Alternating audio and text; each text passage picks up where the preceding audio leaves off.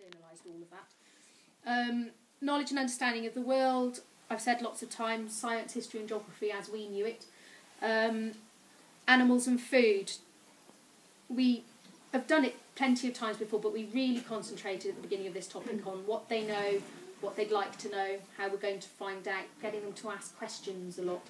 And we've introduced a new strand all the way through the school. Now, it started in my class really with the PowerPoint things, giving them more input in their own education and what they want to learn. It has to be managed quite carefully. It doesn't mean that they run the curriculum and we do what they like and we're outside in the sand for the next fortnight.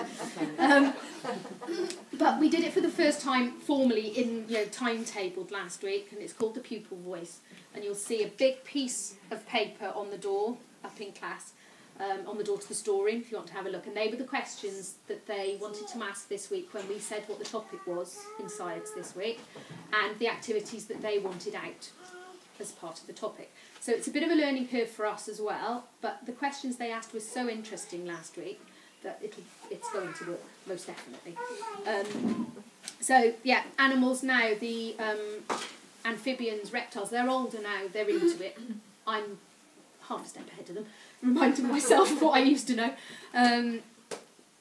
Characteristics of the different animals, but also the variation between humans and animals, what makes us different from the other animals in the planet. They asked the most fantastic questions.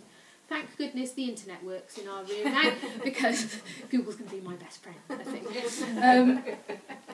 But I mean, it is well worth reading the questions that they asked, because I was like, no idea. But it's a very good question. But like I say, the differences between animals and plants, the difference between us and other animals. I've booked a trip to Pili Palace on the 22nd of May.